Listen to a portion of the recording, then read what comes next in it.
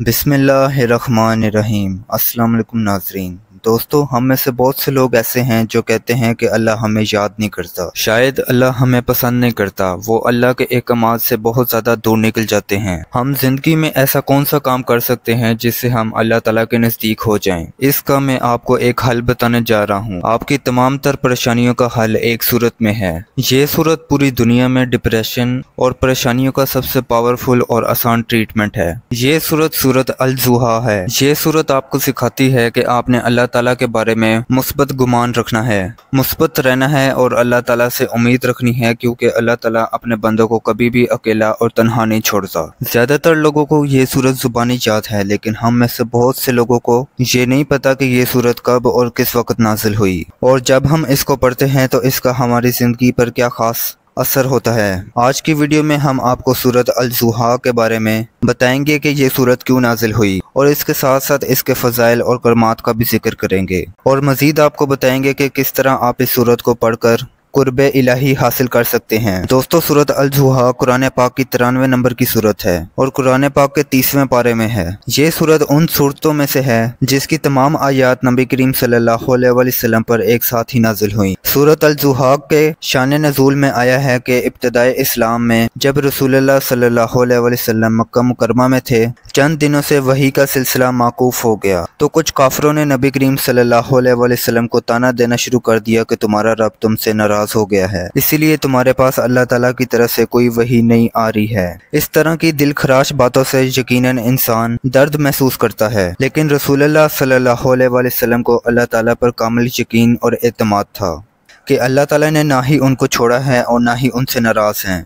फिर भी अल्लाह ताला ने नबी करीम सल्लल्लाहु अलैहि वसल्लम की तसल्ली के लिए और उम्मत की तालीम के लिए मज़कूरा सूरत नाजिल फरमाई, और इसमें ऐसा फरमाया कि जो लोग अल्लाह ताला के मुकर्रब होते हैं और कुछ मसाइब व अलाम से दो चार हैं, उन्हें एक लम्हे के लिए भी नहीं सोचना चाहिए कि अल्लाह ताला ने उनको छोड़ दिया है या अल्लाह ताला उनसे नाराज़ है। प्यारे दोस्तों, अल्लाह ताला इस सूरत को शुरू करते हुए फरमाता है, कसम है दिन की रोशनी की और कसम है रात की जब वो पुरसकून हो जाए, आपके परवरदिगार ने ना आपको छोड़ा ना बेजार हुआ। इन आयात में अल्लाह ताला ने दिन की रोशनी और रात की कसम खाई है। इसमें अल्लाह ताला ने बयान किया है कि इंसान पर मुख्तलिफ हालात आएंगे। जिस तरह रात की जुल्मत और तारीकी के बाद दिन की रोशनी आती है, इसी तरह सख्ती और परेशानी के बाद आसानी आती है।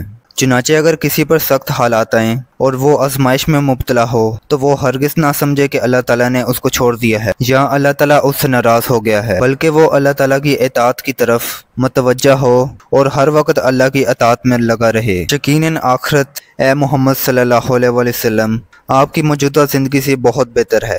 इस आयात से मुराद आखिरत की ज़िंदगी इस दुनिया की ज़िंदगी से बहुत बेहतर है। जैसा कि इस सूरत में नबी करीम सल्लल्लाहु अलैहि वसल्लम के लिए खुसूसी बिशारत है, इसी तरह नेक बंदों के लिए भी हौसला अफजाई है कि उसको अल्लाह की रहमत से हर वक्त पुरुमीद रहना चाहिए। अगर मोमिन अपनी ज़िंदगी में हजूर सल्लल्लाहु अलैहि वसल्लम की ज़िंदगी की मुकम्मल पैरवी करे और अल्लाह का कुर्ब हासिल करने की कोशिश करे, तो उसकी ज़िंदगी का आने वाला हर लम्हा उसकी पिछली ज़िंदगी से बेहतर और अच्छा होगा, क्योंकि अल्लाह ताला मुसलसल उसके इल्म अदब, अक्ल शऊर और इज़्ज़त व एहतराम और दीगर अमूर में इजाफा फरमाएंगे और ज़िंदगी के हर पहलू में उसको तरक्की अता करेंगे। इसीलिए अगर कभी भी मोमिन पर परेशानी आ जाए तो उसको चाहिए कि वो कभी भी रंजीदा और गमगीन ना हो, बल्कि वो अल्लाह ताला से रहमत की उम्मीद रखे और अल्लाह ताला की तरफ रजू करे। मजीद अल्लाह ताला फरमाता है कि अनकरीब अल्लाह ताला आपको बहुत ज़्यादा नेमतें देगा कि आप खुश हो जाएंगे। क्या उन्होंने आपको यतीम ना पाया फिर ठिकाना दिया, और आपको बेखबर पाया फिर रास्ता बताया, आपको मोहताज पाया फिर मालदार बना दिया। आप यतीम पर सख्ती मत कीजिए और साहिल को मत झिड़किए और अपने रब की नेमतों को बयान करते रहिए। इस आयत मुबारक में नबी करीम सल्लल्लाहु अलैहि वसल्लम को अल्लाह ताला ने फरमाया है कि आपको ऐसी मरगूब चीज़ें देंगे कि आप राजी हो जाएंगे। आपकी मरगूब चीज़ों में दीन इस्लाम की तरक्की, दीन इस्लाम का पूरी दुनिया में फैलना, आपका अपने दुश्मनों पर गालिब आना, सब इसमें दाखिल है। दोस्तों, हजूर सल्लल्लाहु अलैहि वसल्लम यतीम पैदा हुए थे क्योंकि आपके वालिद आपकी विलादत से पहले इंतकाल कर चुके थे। जब नबी करीम सल्लल्लाहु अलैहि वसल्लम की उम्र 6 साल हुई तो आपकी वालदा मोहतरमा भी इस दुनिया से चली गईं।